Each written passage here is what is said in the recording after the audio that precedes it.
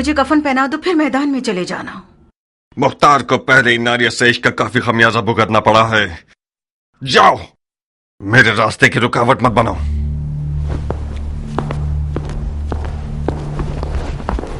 क्या हुआ नारिया? तुम तो कान लगाए हुए खड़ी थी मक्कार। सुन तो लिया, उसने इश्क का खमियाजा उठा लिया है। हाय तुफ है तुम्हारी मैयत पे नारिया। काश मेरा मुर्दा बाप वो ना होता जिस पर रसूल खुदा नाराज थे। गड़े मुर्दे क्यों उखाड़ रही हो नारिया? मुर्दे नहीं उखाड़ रही हूँ जारिया, दिल रो रहा है। मैं समरा इब्ने जुंदब के अलावा किसी की भी बेटी होती तो अपनी नजरों की तेजी से मुख्तार की ज़बान काट देती। अब भी कर सकती हो। नहीं हो सकती जारिया, तुम्हारी चचा जान के वसवसे ज्यादा कारी थे। वो मैदान में उतरना चाहते हैं।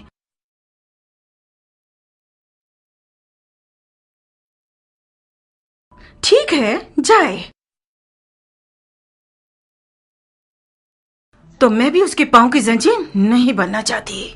नहीं, बज़ाहिर शायद तुम्हें भी मुख्तार को जंगी लिबास में देखना बुरा नहीं लगेगा। हाँ क्यों नहीं,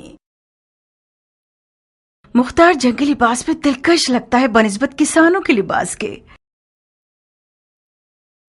जब वो अपनी दाढ़ी छोटी करता है तो और भी मगरूर लगता है। नारिया, तुम क्यों हसद नहीं करती? मुख्तार का जंगी लिबास तुम्हारा दुश्मन है। उस बात से डरो जो तुम्हारा घर उजाड़ सकती है। वाकई? जरा सोचो नारिया, मुख्तार मैदान में जाएगा तो सिर्फ हसन के दुश्मनों का दिल ही नहीं दहल जाएगा, बल्कि अरब की काली आंखों वाली लड़कियों की एक बहुत बड़ी तादाद उसमें मरती है और गश खाती है।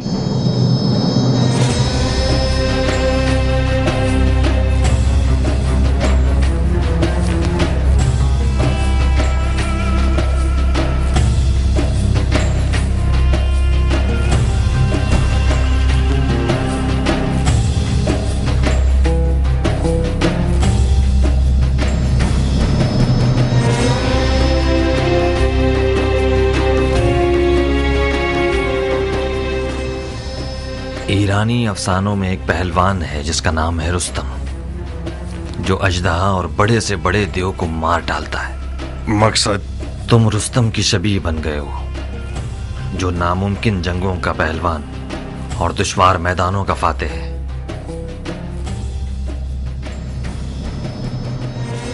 मैं हमेशा अपने ख्यालों के रुस्तम को तुम्हारे जैसा देखता था।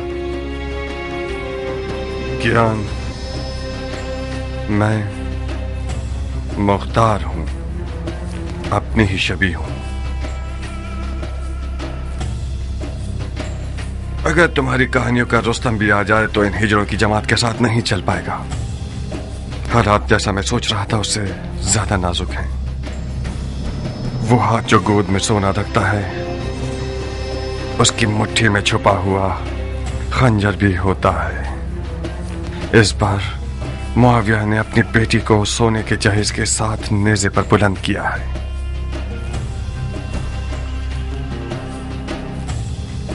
फकत खुदा ही इमाम मुश्तबा को इस मक्कारी के शर से महफूज रख सकता है।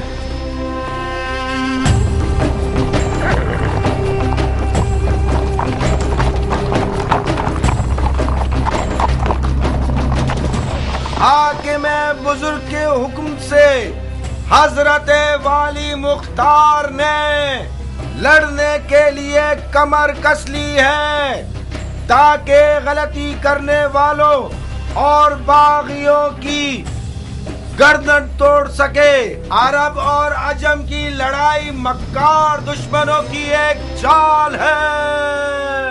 शिप्रे मक्की, तलवार हिंदी और जिरहे दाऊदी, लश्कर शाम की हैबत के बारे में जितना भी सुना होगा कम है। ऐसे लड़ाकू लोग मैंने आज तक किसी इंसान को उनके जैसी कद्दो कामत का नहीं देखा। कुदरत खुदा की, उनकी गर्दनें गोया गाय की गर्दनें, रान देव की, कमर और बाजू गधे के बाजू, आंखें ऐसी खौफनाक जैसे देव की आंखें। जब मेरी नजर उन जिन्नात पे पड़ी तो फौरन मैंने अपना कलमा पढ़ लिया। मैंने इल्तमास की तो समझ गए मैं इराकी हूँ। आपकी आंखें बुरा दिन न देखें। मुझे उल्टा लटका कर इतना मारा, मत पूछें। हम कैसे मान लें कि तुम इराकी हो? कैसे? मेरे लहजे से। हम इराकियों का ऐन गैन शामियों के ऐन गैन से फर्क रखता है।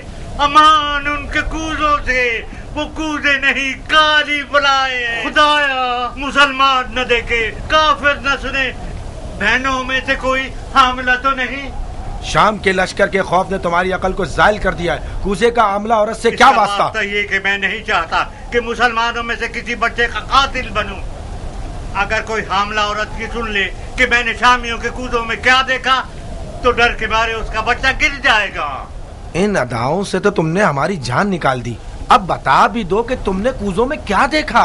बिच्छू, जंगजू बिच्छू, 1000 बिच्छुओं वाले कूजे ऊंटों पे लाद के लाए हैं और मंजिलीकों के जरिए उन्हें मदान के घरों पे फेंकना चाहते हैं। मैंने अर्ज किया था ना, खुदाया माफ करना। शरई जिम्मेदारी के तौर पर मुसलमानों को इस खतरे से आगाह करना था। खुदाया माफ करना। ये सब फितने सिर्फ और सिर्फ फजूल बकवास है। मुझे तो ये शाम का दज्जाल लगता है। खुदाया हमें शाम के दज्जाल के शर से महफूज रख। इतने सारे बिच्छुओं को कूजों में कैसे डाल सकते हैं? कूजे को बिच्छुओं से भरा है, ना ये कि बिच्छुओं को कूजे से। बेशक ये शामी चेलों में से है। इसके हाथ पांव बांध दो। जी अमीर। उतरो सर। बिच्छू को ऐसे कैसे शिकार करते हैं कि ना मारे? बिल्कुल पानी पीने की तरह। मैंने उनकी चाल को अपनी आंखों से देखा है। शामी फौजी एक टिड्डे को लकड़ी पे बांध के लाते हैं और उसे बिच्छू के सुराख के करीब ले जाते हैं।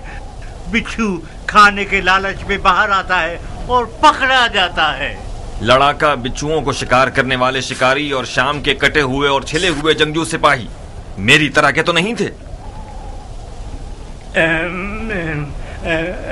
क्यों नहीं, शक्लो है फिर तुम उनसे कम नहीं हो, मगर कद्दो कामत में उनके 1/3 भी नहीं हो। अगर गलती न करूं तो कहीं देखा है मैंने।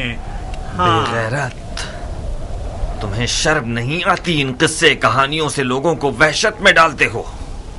अपने शहरों दियार के लोगों की बेघरी को कितने सिक्कों में बेचा है तुमने, खयानतकार। नमक हराम के हाथ कट जाए, उससे सही तरह भेजाओ। तुम्हारे हाथ नमक हराम नहीं है, खयानतकार है। मैं इन्हें काट दूंगा। इन झूठों के इसके हाथ पांव बांध दो। आप लोगों को मारना चाहते हैं। ये लोग आप सबको अपने ऊपर आने वाली बला के सामने ढाल के तौर पर इस्तेमाल करना चाहते हैं। मैं लोगों का सौदा कर रहा हूँ, ये तुम लोग जो एक भी सीधी आंच तुम्हारे पेट पे नहीं है, जंग की खबर को क्यों छुपा रहे हो? इराक के लश्कर का हार मानना झूठ है या हसन इब्ने अली का जख्मी होना? जब इन्हीं बिच्छुओं में से एक तुम पर छोड़ूंगा ना, तब तुम्हें पता चलेगा कि तुम्हारी क्या जिम्मेदारी थी। ले जाओ इसे। लोगों, इराक के लश्कर में सिर्फ चंद बेजान, अंधे, बहरे और बूढ़े बचे हैं जो साबात में मलकुल मौत का इंतजार कर रहे हैं। ऐ लोगों, शामियों की नई चाल को उनके चेले की जबान से सुन लिया आप लोगों ने। अब कुछ जुमले अमीर मुख्तार सकफी से सुन लीजिए, जो आज से मदाइन के मामलात और उमूर के जिम्मेदार हैं।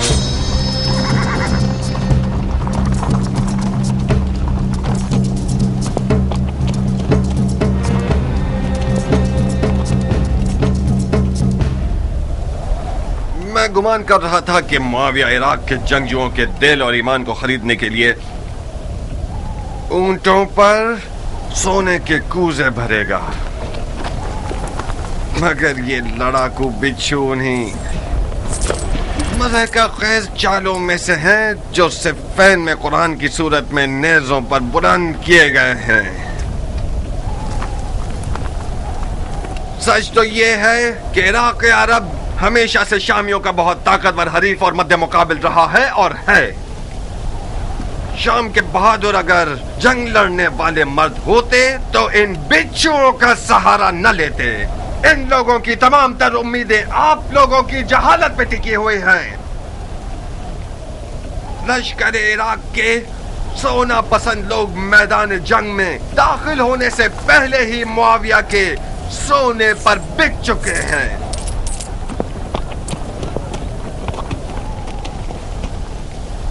ऐ लोगों, मुश्तबा जख्मी हो गए हैं। मैदान जंग में नहीं और न ही शाम की फौजों के हाथ से, मौला रात की तारीकी में खवारिज की तैगे जफा से मजरूह हुए हैं। आज आपका शहर, शहर मदाइन, रसूल अल्लाह के बेटे का मेजबान है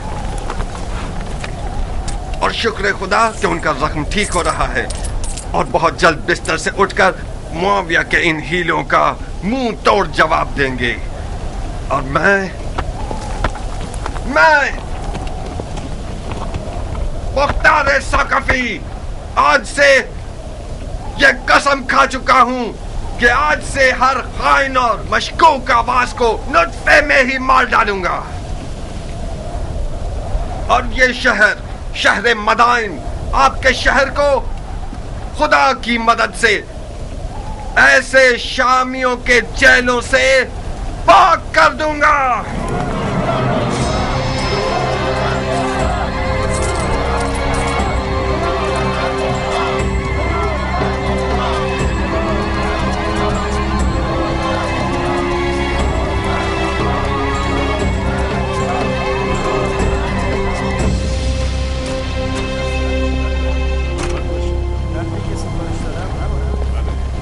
किस गुनाह में मारा गया?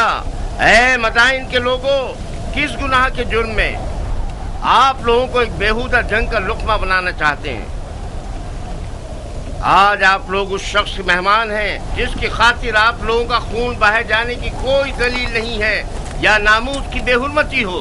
कहीं देर ना हो जाए और शामी आप लोगों पर मिंजनीकों से और रोमी तोपों से हमला करके आपके घरों को जला दे। हसन इब्ने अली के पास क्या जवाज है कि वो आपके शहर की तरफ आए जबकि उसे पता है कि वो जंग हार चुका है। मैं उन मुजाहिदों के मजमे से आ रहा हूँ जो अपने शहीद भाई जरा इब्ने सनान के अज़ादार हैं। वो शहीद जिसने सिर्फ कसद कुर्बत की नीयत से अबू तुराब के बेटे को जख्मी किया और खुद शहादत पर फाइज हो गया। ला हुक्म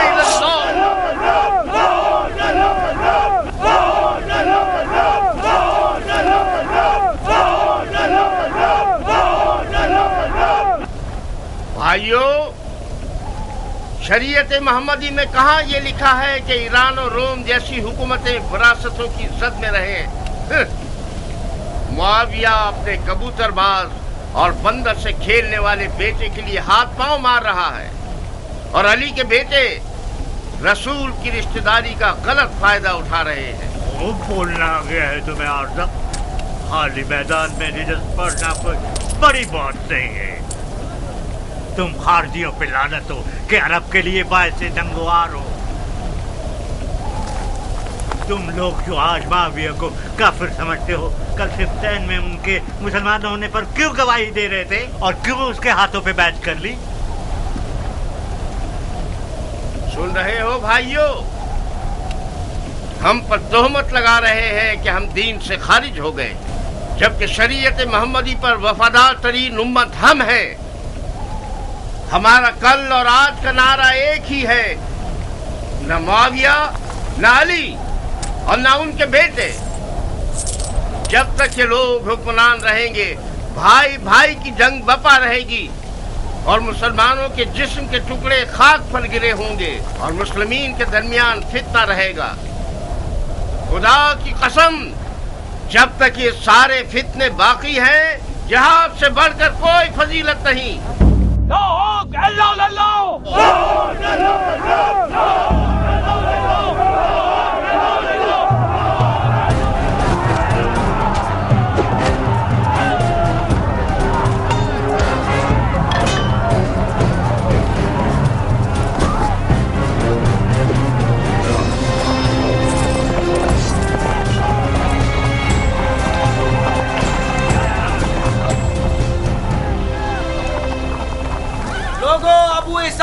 हुआ? मुख्तार ने खेती बाड़ी छोड़ दी? अगर जरूरत है तो मुख्तार की मौजूदगी में रजस खानी करो। ये तनाजा अब देखने वाला है।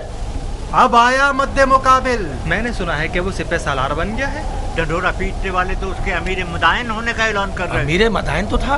मुख्तार अमीर मदाइन कहाँ से हो गया? मदाइन का अमीर मुख्तार का चचा है।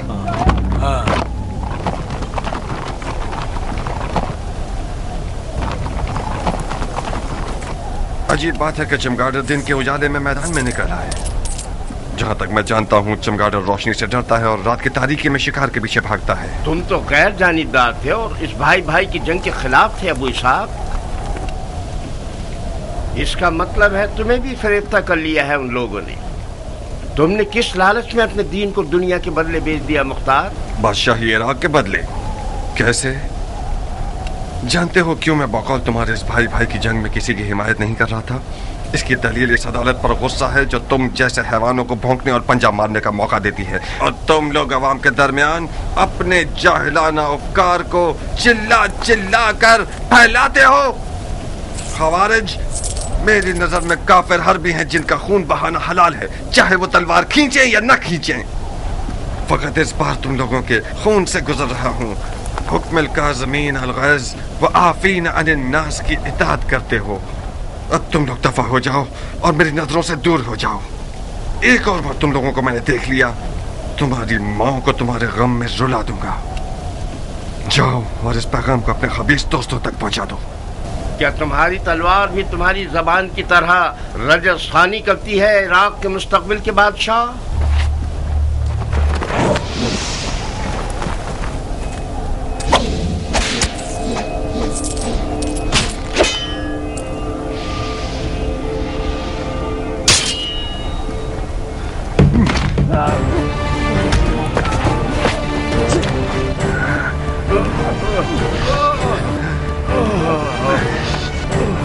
आज तक अपनी तलवार से कुत्ते को नहीं मारा। ज्ञान, इस शैतान की फौज को कोई मौका मत देना। इस गिरोह की रिहाई रैयत पर एक जफा है। इन सबको महल का कैद खाने में ले जाओ। जी अमीर।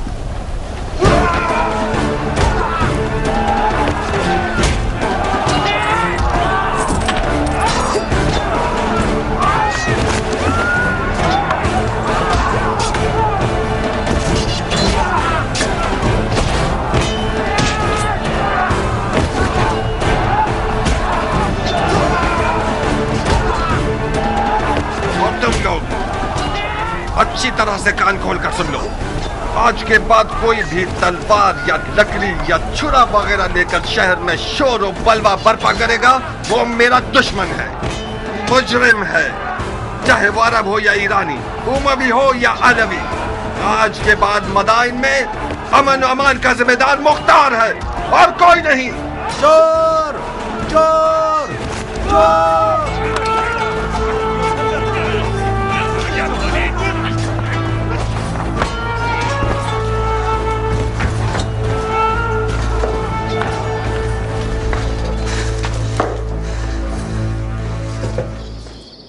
क्यों चेहरे पर 12 बजे हुए हैं मेरी जान? हुआ क्या है? मुख्तार मैदान में उतर आया है, तुमने नहीं सुना क्या? क्यों नहीं? मदाइन में आग लग गई और मुख्तार ने पानी की तरह उसको बुझा दिया। क्या नक्शा खींचा है उसने? किसी को भी मुंह खोलने की जरूरत नहीं है। उसे घर में रोकने में नाकाम हो गई ना? मैं नहीं कर सकी हनाना, वो जाल में नहीं फंसा। और तो और नारिया का इश्क भी उसे रोक नहीं सका। उसने अपने कान हर वसवसे के लिए बंद कर लिए हैं। तुम क्यों अपने आप को परेशान कर रही हो? अगर मुख्तार मैदान में उतर आए तो क्या उसने उमर के हाथ बांध दिए हैं? जब उमर इराक का बादशाह बनना चाहता है तो फिर तो उसे मुख्तार की रुकावटें हटानी पड़ेंगी। क्या वो ऐसा कर सकता है हनाना? अगर तुम चाहो तो कर सकता है। अब उसने कौन सा ख्वाब देखा हुआ है? अच्छा ही देखा है बेटा। उमर और मुख्तार बचपन से ही दोस्त हैं। मामले को मिलकर हल कर लेंगे। इधर आओ। अगर तुम सुनोगी तो तुम्हारे होश उड़ जाएंगे कि उसने तुम्हारे लिए कौन सी चाल सोच रखी है। इन रगने वाले मजूसियों को कत्ल कर दो।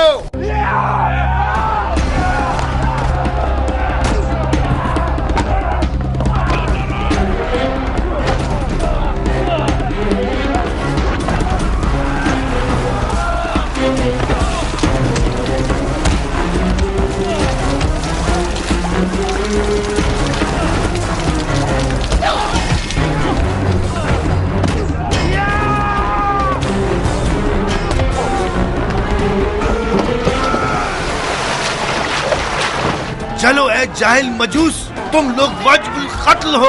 तड़पो और तड़पो। हक किसके साथ है? हाँ, मुआविया या अली?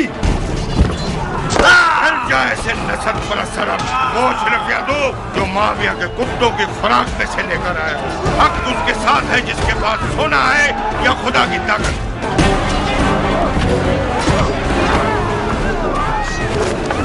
मार चुके? खुदा की पनाह, ये इंसान का सर है या गधे का सर? ये सींग तुम्हारे सर पर क्या कर रहा है? खर, तूने गड़ा खोदा, उसी में तू गिरेगा। बेशक तुम गिरेगा। है खर, तूने जो किया है सो भुगतना तो पड़ेगा। पिट पिट के मरेगा। है खर, क्योंकि तू गधा है तुझे चाबुक भी पड़ेगा।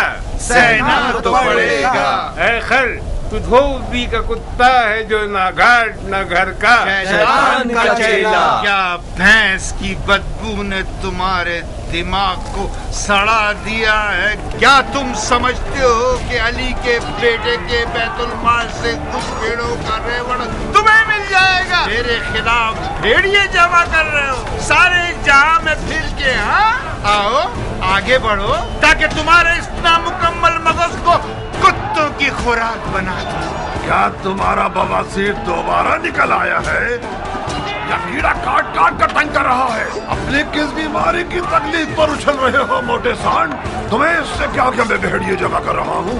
किस हक की बिना पर मेरे घर में मुझ पर हुक्म चला रहे हो मनूत? मारू क्या? गधे के बच्चे, अकल के अंधे। शाम का लश्कर मदाइन के दरवाजे के बाहर खेमे लगाकर बैठा हुआ है। अगर मुआविया को मदाइन में अली के बेटे के हामियों का पता चल जाए, वो हमारे बड़े और छोटे पर रहम नहीं करेगा।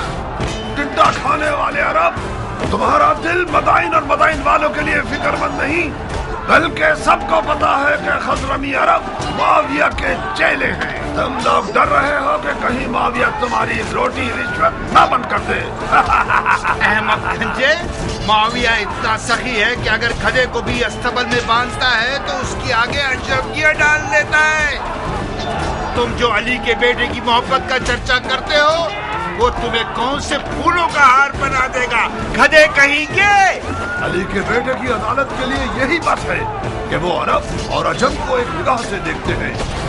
हम उनकी सदा पर जान देने को तैयार हैं। खुदा, यही वजह काफी है कि हम अली के बेटे के खून के प्यासे। तुम लोग बहुत बड़े बेवकूफ हो। इस आरज़ू को तुम लोग कब्र में ले जाओगे कि अरब और अजम एक हों। मुआविया के गधे,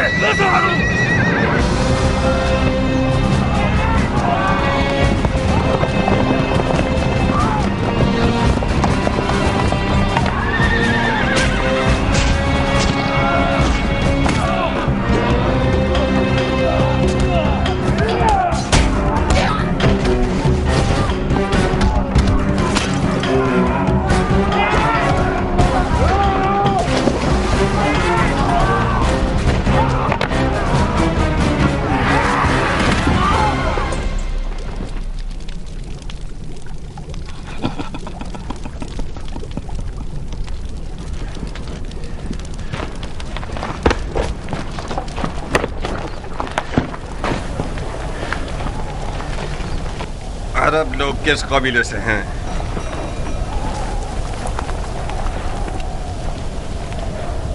तुम्हारी जबानें किसी जानवर का लुकमा बन गई हैं? मैं तुम सबकी जबानों को काट दूंगा ताकि सारी जिंदगी अपना तारुफ न करवा सको। तुम हमें सूली पर चढ़ाना चाहते हो तो चढ़ा दो। हमारी कौम कबीले से तुम्हारा क्या वास्ता? तुम्हें सूली नहीं चाहिए, बुढ़े कोड़े चाहिए तुम्हें। फितनागर, शर और शरारत तुम्हारी निगाहों में कीड़े की तरह रींग रहा है। सरकार, ये लोग हजरमी अरबों में से हैं।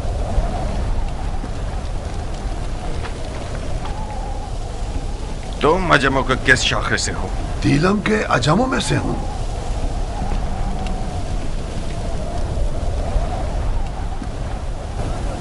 खजरमी अरब और दिलमी अजम का तनाज़ा, इसका मतलब है जंग, उमवी और अलवी की जंग। मगर यहाँ पर क्यों? मदाइन में रंगने वालों के बाजार में क्यों? शहर के अंदर तनाज़े का मतलब फितना अंगेजी, यानी जंग, कानून और अमन के खिलाफ जंग, अमीर से जंग। आज इस शहर का अमीर मैं हूं। लड़ने के लिए मर जाता हूं मैं।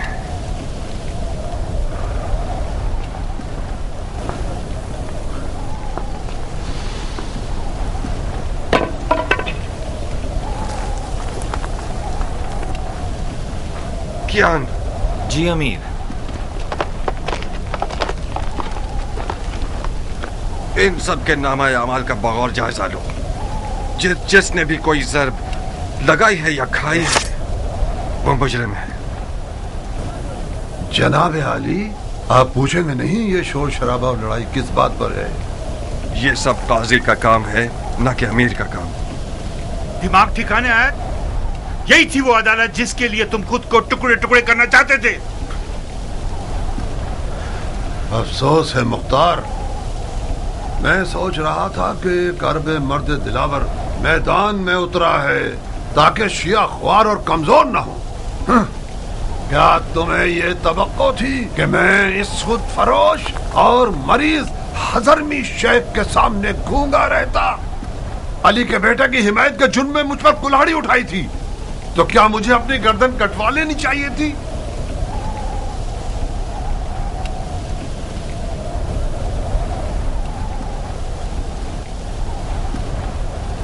जो बरहक है वो अदालत और काजी के फैसलों से डरता नहीं है।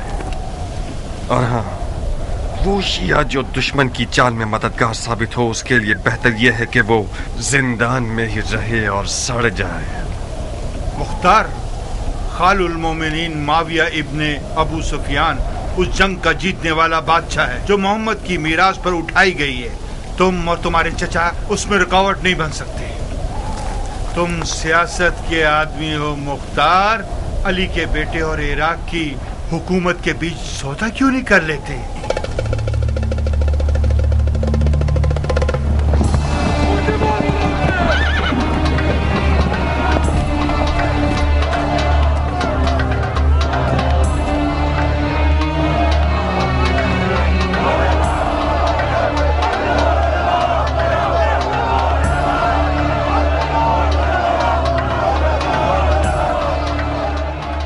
जिंदान क्यों नहीं ले गए? हमने चाहा कि इन लोगों का तमाशा देखें। इससे क्या होगा? इन लोगों की गिरफ्तारी उन लोगों के लिए इबरत है जो अब तक आजाद है। लोगों की आबरू से खेलते हो?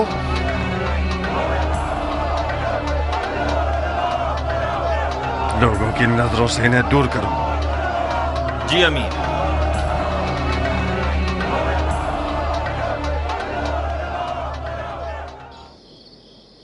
आप लोगों की तवज्जो चाहता हूं भाइयों।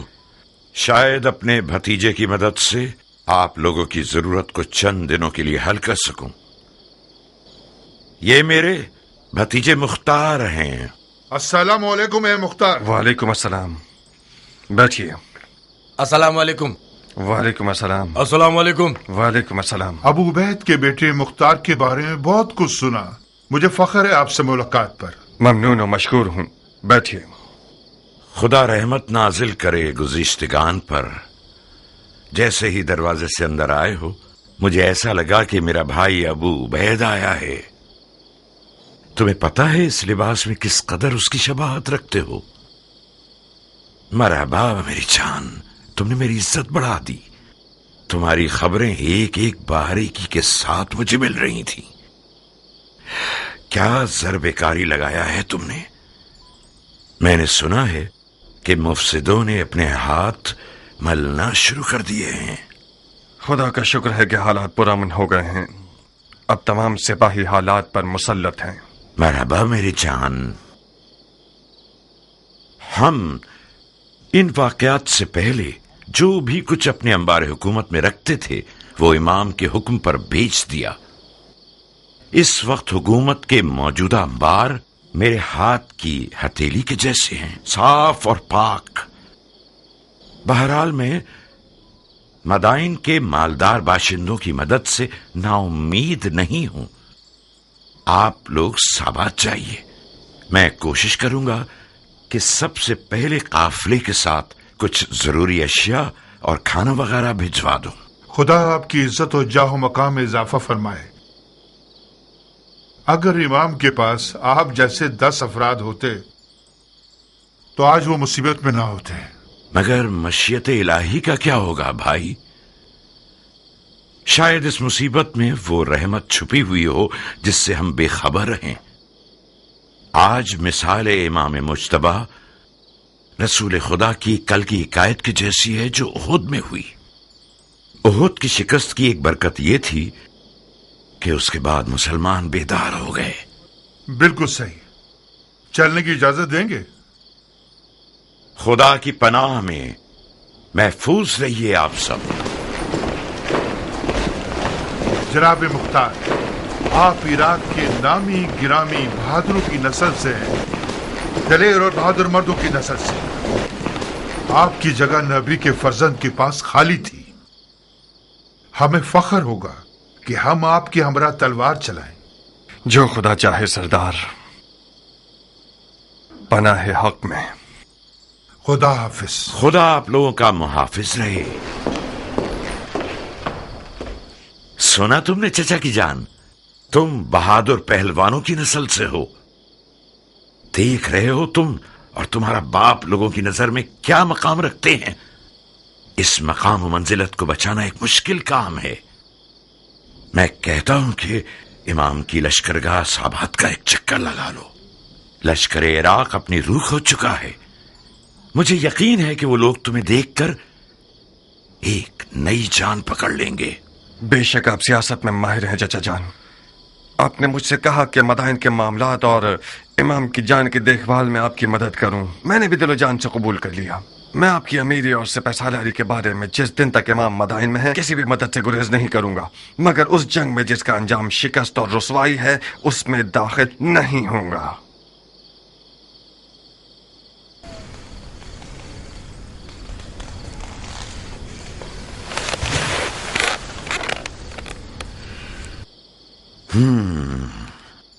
इसका मतलब है कि जो कुछ हुआ उसका अजाला नहीं करना चाहते। नहीं चाहता नहीं, बल्कि नहीं कर सकता। क्यों नहीं कर सकते? तुम फरमा रवाई और मामलात को संभालने में एक बेमिसाल महारत और कुदरत रखते हो। तुमने एक आधे दिन में मदाइन को तस्खीर कर लिया। क्यों ऐसा सोचते हो कि इराक की एक निडाल फौज में दोबारा जान डाल दो? मैंने मदाइन को आधे दिन में फतह कर लिया क्योंकि मैं एक मुकम्मल इख्तियार रखता था, क्योंकि मैंने सरकूबी की सियासत से काम लिया। इमाम इस तरीके से मुत्तफिक नहीं है। क्यों? क्योंकि इस तरीके में मुमकिन है कि बेगुनाह लोगों की भी कुर्बानी हो जाए। रंगने वाला बहराम इसका एक नमूना है। मुझे पता है कि वो बेगुनाह है, मगर उसे बंद नहीं करता तो अरब और अजम का शोर खामोश नहीं होता। बहुत खूब, यह भी एक दलील है। मुझे उम्मीद है कि इमाम का मदाइन में रुकना ज्यादा तूलानी न हो। तुम्हें किस बात का गम है मुख्तार? मेरी खेती बाड़ी, मेरी रियाया के मामलात। रोटी खाने वाले लश्कर को चलाना छोटा मशगला नहीं। कियान, मुख्तार के एक अहम मशगलों में से एक तुम हो। इस शेर बहादुर को औरत, ज़राअत और रोटी पानी में कैद किया हुआ है तुम लोगों ने। कियान, मेरा अहम मशगला तुम हो? मैं आपका गुलाम हूं मुख्तार। चुकंदर की तरह लाल क्यों हो गए? मरहबा इस हया, तवाज़ु और गैरत पर। इस किनाया से आपका मतलब क्या है? कियान ने जारिया को मुझसे मांगा है। मैंने तुम्हारी रजामंदी की शर्त रखी है।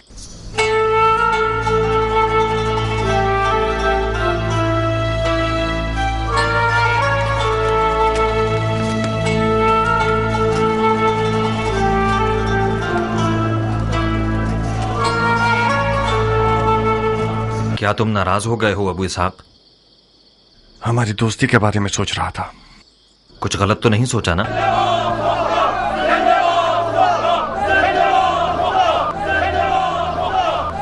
हकीकत यह है क्या मेरा रियाकारी न करने वाला दोस्त मेरी बहन के रिश्ते की खातिर मेरे इर्द गिर्द घूम रहा है। एक अजीब सा एहसास है ज्ञान। जारिया मेरी सगी बहन है और मेरे घर में बड़ी हुई है।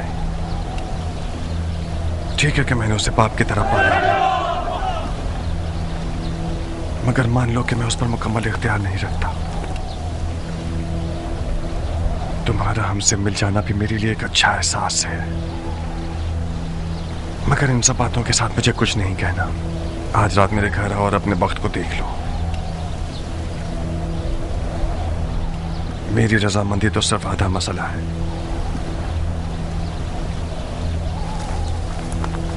मगर हतमी जवाब जारिया देगी न कि मैं।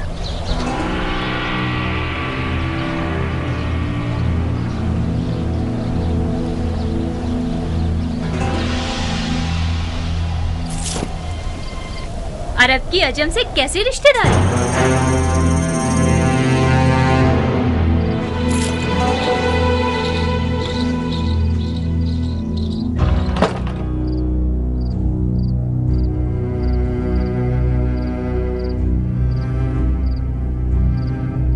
मैं शर्मिंदा हूं कियान। मुझे उम्मीद है कि हमारी दोस्ती पर शक नहीं करोगे। तुम्हारा दुश्मन शर्मिंदा हो अबू इसहाक। तुम्हारी दोस्ती मेरे लिए एक ऐसा शहद है कि कोई भी तलखी और तेजी इसकी मिठास को जायल नहीं कर सकती। आपसे रिश्तेदारी मेरे लिए एक गहरी मिठास का बायस थी जो कि बदकिस्मती से ना हो सकी। इस लड़की की लापरवाही और बेअदबी बेजवाब नहीं रहेगी। मैंने जितनी रोटी उसे खिलाई और लिबास पहनाया, उतना हक भी रखता हूं कि उसे तमीज सिखाऊं। मरहबा मरहबा उम्मे साबित, क्या बिच्छू आस्तीन में पाला है तुमने। मेरी हुर्मत जहन्नुम में जाए। ये होती है मेहमान नवाजी। तुम कूजू को मेरे सर पर क्यों तोड़ रहे हो मुख्तार? जनाब कियान, मुख्तार ने आपकी मर्जी के बारे में मुझे कुछ नहीं बताया था। मैं समझ रही थी कि हमेशा की तरह अपने दोस्त को देखने के लिए आए हैं आप। अगर मुझे पता होता कि आप क्यों आ रहे हैं तो मैं जारिया को समझा देती कि कम से कम बदतमीजी ना करे। मैं भी शर्मिंदा हूँ। मैंने ये जुमला अरबों की जबान से बहुत सुना है बानो। कोई बात नहीं। बदतमीज गुस्ताख कहीं की। नहीं अबू इसहाक नहीं, तुम्हें कियान की जान की कसम। वो अभी जवान और मगरूर है। बखुदा उसके गुरूर ने ही उसके इश्क की आग मेरे दिल में जलाई। मैं गुजारिश करता हूँ कि आप सब्र करें। तुम दखल मत दो कियान। उस लड़की ने मेरे गुरूर और शराफत को पामाल किया है। मैं हाथ जोड़ता हूँ बानो, आप ही कुछ कीजिए। जारिया मेरी बेटी की तरह है। मैंने उसे माँ का साया दिया है। चंद ताजियानों की जलन उस मर्द के पास रहने से बेहतर है जो कि हमारे जिन्स में से नहीं है। अहानत का इरादा नहीं है मेरा। तुम्हें खुद इन चीजों के बारे में सोचना चाहिए था।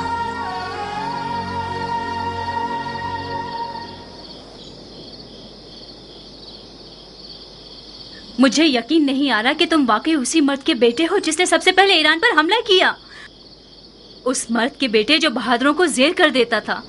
उस हाथी के शिकार करने वाले के बेटे जिसका अंजाम ये हुआ कि एक ईरानी हाथी के पांव के नीचे आके मर गया। तुम उस बाप के बेटे होते तो तुम्हारा गारतगर दोस्त एक बेनामो निशान ईरानी ना होता। अपने मुंह से ज्यादा बड़ी बात कर रही हो बदशक्ल बेअदब लड़की। मैं अपनी औकात के मुताबिक बात कर रही हूँ मुख्तार। मैं एक अरब की बेटी हूँ, अबू उबैद सकफी की बेटी, जो अपने आप में एक लश्कर था। तुम अब तक मुझे उस यतीम बच्चे की नजर से देखते हो जिसके भाई ने उस पर एहसान किया और उसे बड़ा किया। तुमने मेरी कफालत की ताकि मेरी जान का सौदा करो। तुम अगर मेरे दिलसोज भाई होते तो इस तौहीन को मेरे हक में कभी कबूल न करते।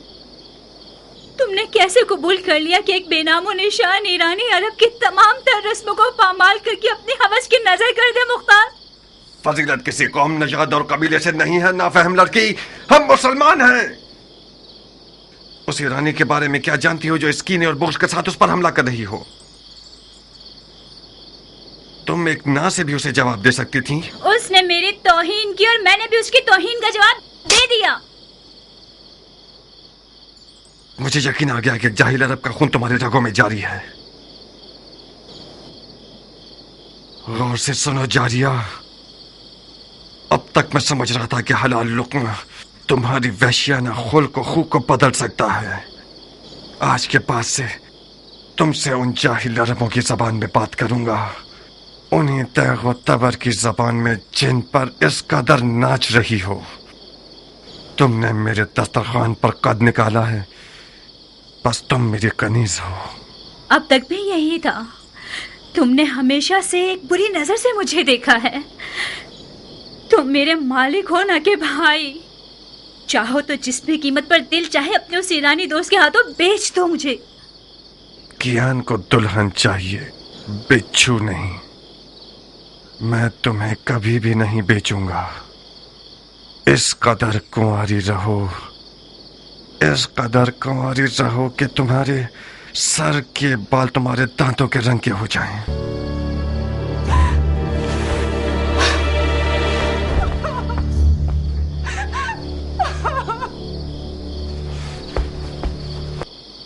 शाबाश, शाबाश है जो तुमने इसे तमीज सिखाई है।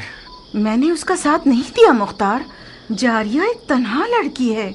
आज उन लड़कियों की खुशनसीबी के बारे में बात कर रही थी जो जिंदा दफना दी गई हैं। वो तमन्ना कर रही थी कि काश वो लड़का पैदा हुई होती। मुझे डर है कि वो पागल ना हो जाए। एक वहम इश्क की दीवानी हो गई है।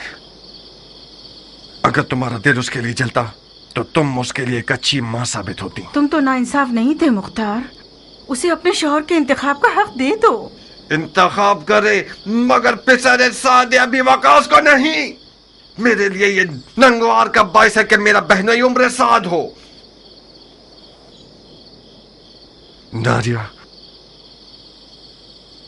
अगर मेरे गुरूर को जख्मी किया तो अपने इश्क का सर कलम कर दूंगा।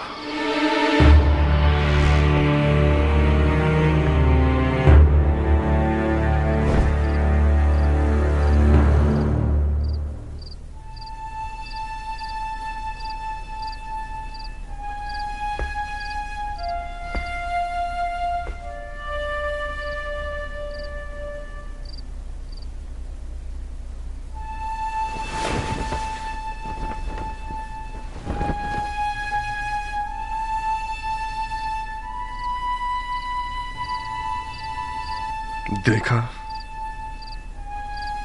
अरब का आजम से क्या रिश्ता है।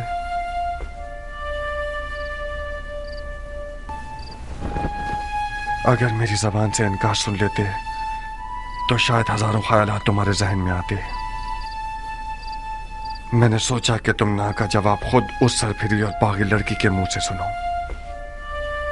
वो मुख्तार जो मैदान जंग में एक नारा लगाकर फौज को डरा देता है और उनके तन बदन में रोंगटे खड़े कर देता है, उसकी अपने घर की हुकूमत में एक चूहे जितनी अहमियत नहीं है।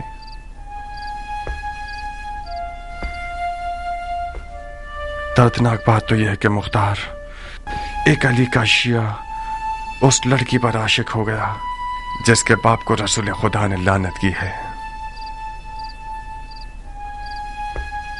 उस इश्क की रुसवाई मेरी 7 पुश्तों के लिए काफी है। नहीं किया, तुम नहीं। तुम अली के मुखलिस शिया होते हुए ऐसा शरीक हयात चाहते हो जो मलामत की हकदार है। यह नंगवार काफी है कि उम्र साद एक गंदा और मक्कार भेड़िया जारिया के करीब बैठा है और अपने बाप के नाम और नमूद की बिना पर उसे फरीफ्ता कर रखा है। मेरा हाथ उस दज्जाल तक पहुंच जाए तो उसकी गर्दन उड़ा दूंगा। मरहबा, ahsanat। उमर इब्ने साद इब्ने अबी वकास के लिए फख्र का बाइस है कि मुख्तार इब्ने अबू उबैद सक़फ़ी उसका दुश्मन है। मुख्तार बुजुर्ग को गुस्सा दिलाकर बहुत गुरूर का एहसास कर रहा हूँ। आज की रात इस घर में क्या हो रहा है? किस घटिया इंसान की चाल है ये? तुम मेरी आबरू और शराफत से खेलने के लिए आए हो हरामजादे। ज्यादा मत चिल्लाओ मर्दे मोमिन, खुदा ना खास्ता तुम्हें कुछ ना हो जाए। ये कोई मैदान जंग नहीं जहां तुम तलवार खींच रहे हो। गिलाफ में रखो इसे। मैं मेहमान बनकर आया हूं। उस मेहमान पर तलवार खींचना जो निहत्ता हो, ये कोई जवामर्दी नहीं है। जिस निजासत ने इस घर को नापाक किया है, सिर्फ कौन से पाक हो सकती है। आज की रात ये घर हम दोनों में से एक का घर है। मैं ये नहीं चाहता कि लोगों में ये बात फैल जाए कि उम्र साद अपना दिफा भी नहीं कर सकता था और मुख्तार ने उसकी जान ले ली। मैं तुम्हें मौका देता हूं कि जो खंजर कमर पर बांधा हुआ है उससे अपना दिफा करो। इसका मतलब है मैंने तुम्हारे बारे में जो फहम फरासत का सुना तो वो मुबालगा था। ज़रबी, जाओ मुख्तार के चचा को खबर दो जल्दी। जी बानो। मेरा जुर्म मालूम करने के बाद मुझे मारना नहीं चाहोगे? तुम्हारे जुर्म को तुम्हारी कब्र पर लिख दूंगा। अपना दिफा करो। मैं जारिया का हाथ मांगने आया हूँ, जंग करने नहीं। जारिया तक पहुंचने के लिए तुम्हें मेरी लाश से गुजरना होगा। मैं तुम्हें नहीं मारूंगा क्योंकि मैं जारिया के आंसू नहीं देखना चाहता। नारिया, मैं तुम्हारे आगे हाथ छोड़ती हूँ, सिर्फ तुम मुख्तार को ठंडा कर सकती हो। मैं डर रही हूँ जारिया, वो आज रात बहुत जख्म खा चुका है।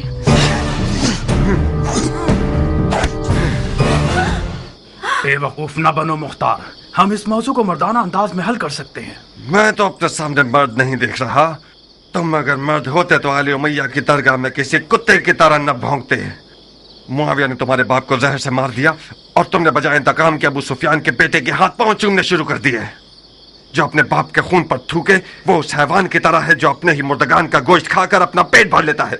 खंजर निकालो, लाश खाने वाले नामर्द, अपना दिफा करो।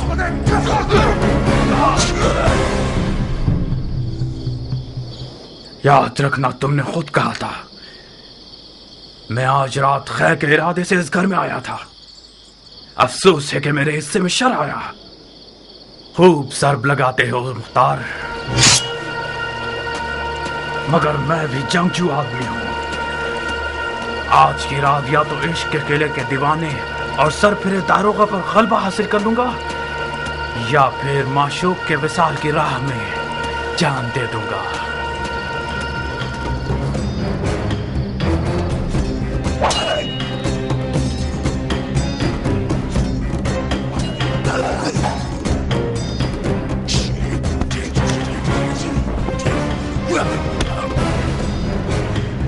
नारिया, इससे पहले कि वो अपने इश्क को मार दे, कुछ करो। इस जंग का अंजाम सो का लिबास है जो हम दोनों में से कोई एक पहनेगा। मेरे भी हाथ पांव फूल रहे हैं जारिया। अब तक मुख्तार को मैंने इस हाल में नहीं देखा था। तेरा पांव टूट जाए सभी, कहाँ चले गए? फकत सईद ही इस जंग की आग को बुझा सकते हैं।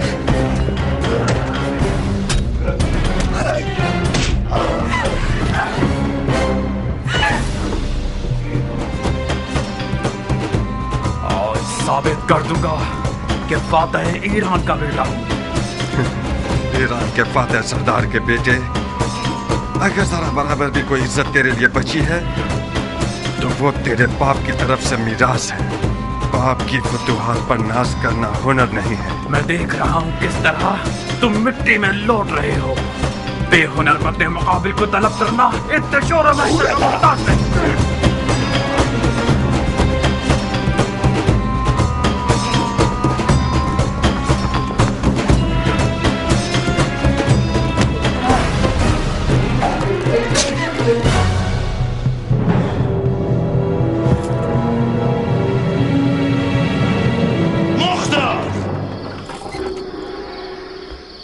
जाओ चचा की जान।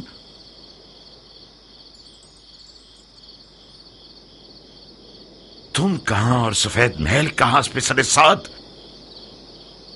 अमर खैर के लिए आया था मैं। आपके महल के रस्सी तोड़ाने वाले कुत्ते ने मुझे पंजे दिखाना शुरू कर दिए। कौन सा अमर खैर नामर्द? हाथ मांगने आया था मैं, जारिया का।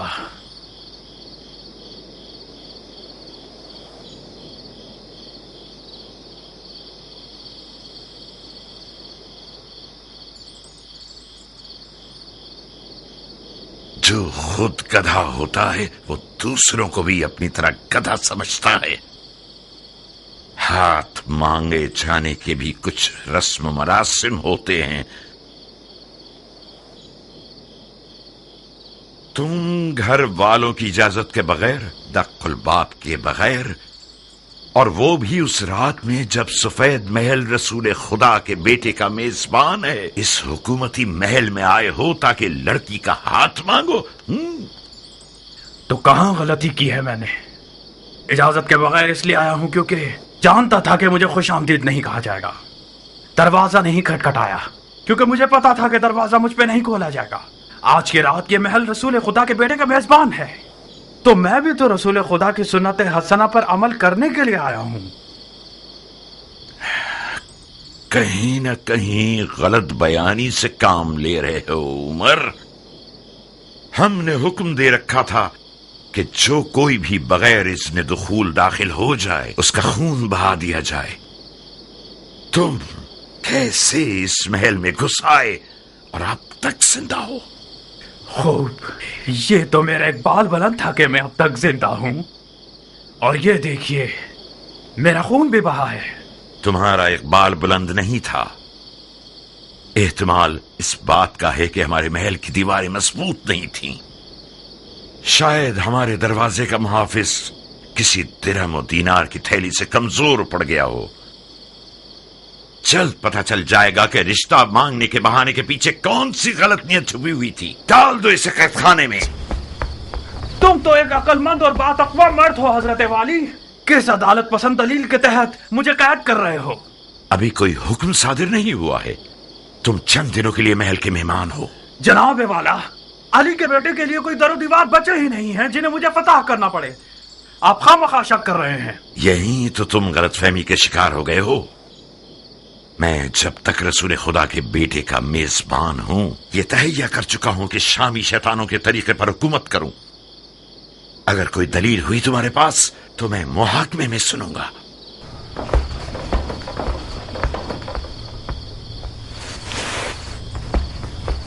उस बिच्छू को मेरे हवाले कर दें चाचा जान। मैं वादा करता हूं कि उसकी जबान खुलवा दूंगा। एक शर्त पर मुख्तार, वादा करो कि उसे मारोगे नहीं।